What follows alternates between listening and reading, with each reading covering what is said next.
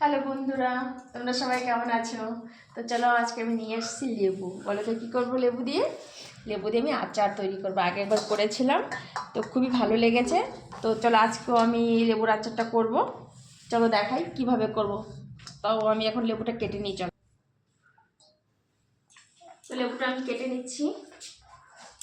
লেবুটা আমি খুব বড় বড় কাটবো না, একটু ছোটো টাইপের কাটবো, কারণ বেশি বড় কাটলে এতটা ভালো লাগে না, তার জন্য আমি ছোটো করে নেব। আর লেবুটা দেখো, এইভাবে বীজগুলো ফেলে নেবে তোমরা। এইভাবে কাটবো, আমি এই সাইজের করব। এইভাবে সব লেবুগুলো আমি কেটে নেব।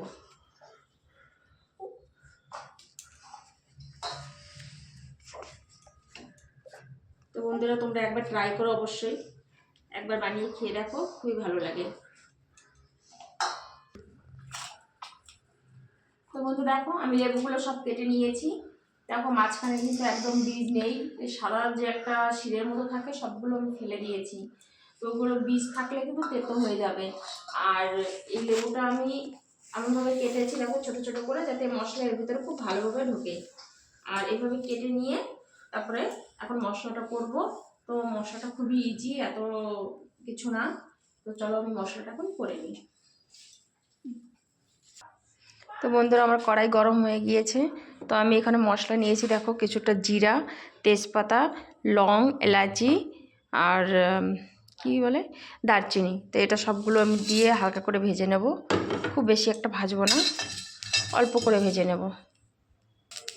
দেখো ভাজা হয়ে গেছে, সব চটপট করে আওয়াজ আসছে। নামিয়ে নেব এখন। এখন দিয়ে দিচ্ছি কিছুটা মেথি দানা।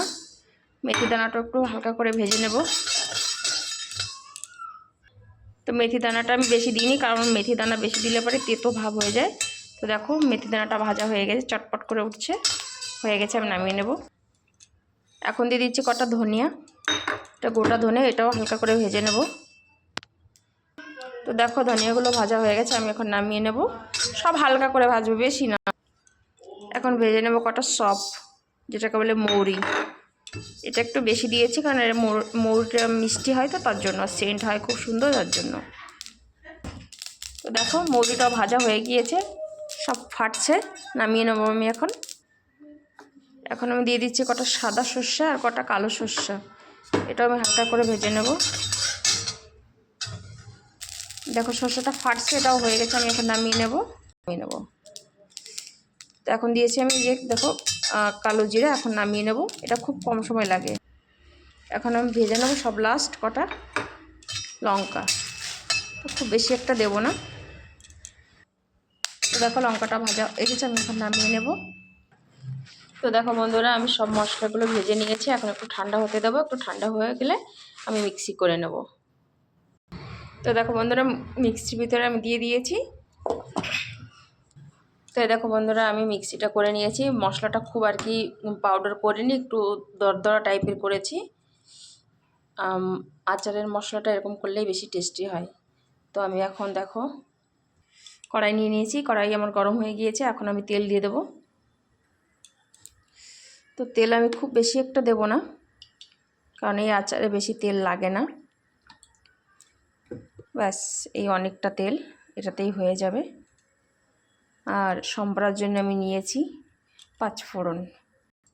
তো বন্ধুরা দেখো, আমার তেল অলরেডি গরম হয়ে গিয়েছে, এখন আমি একটু ঠান্ডা করে নেব, কারণ এত গরম তেলে দিলে আমার মশলাগুলো সব পুড়ে যাবে। তো সর্ষের তেলটা একটু বেশি করে পাকাতে হয়, তাহলে খুব ভালো হয়। তো এখন একটা বাকি কাজ আছে, সেটা সেরে নিয়ে চলো। তো বন্ধুরা দেখো, আমি লবণ দিয়ে দিচ্ছি, যেটা বাকি কাজ ছিল সেটা লবণটা একটু বেশিভাবে দেবো আমি। লবণটা দিয়ে একটু মিক্স করে নেব। এখন আমি এখানে দিয়ে দেবো মশলাটা, যে মশলাটা আমি করে রেখেছিলাম। তো মশলাটা দেখো দিয়ে দিচ্ছি, এখন মশলাটা দিয়ে একটু মিক্স করে নেবো। এবং একটু মিক্স করে নেবো নেড়ে চেড়ে।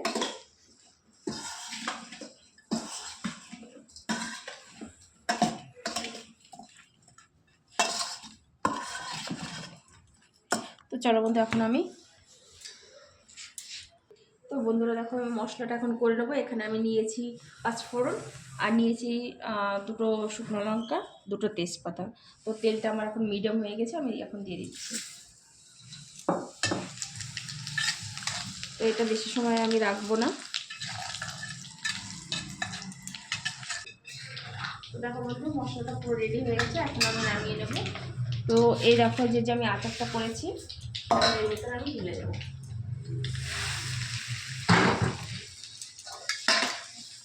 ভালো করে নেড়ে চেড়ে নেবো একটু, যাতে সবটার সঙ্গে মিশে যায়।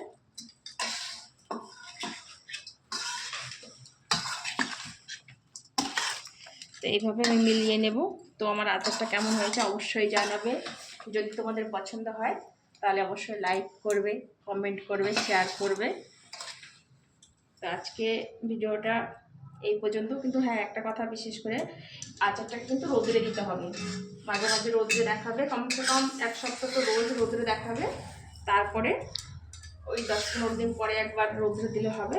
আর আচারটা কিন্তু অনেক দিন থাকে, অনেক দিন রেখে খাওয়া যায়। তো তেলও আমি দেবো না, ব্যাস এইটুকু। আজকের ভিডিওটা এই অবধি। তো এই আচারটা আমি এইভাবে গামলায় রেখে 2 দিন রোদ্রে দেখাবো, তারপরে আমি ডাব্বায় ভরে রাখবো। ঠিক আছে বন্ধুরা, ভালো লাগলে অবশ্যই একটা কমেন্ট করবে, লাইক করবে। ওকে, থ্যাংক ইউ।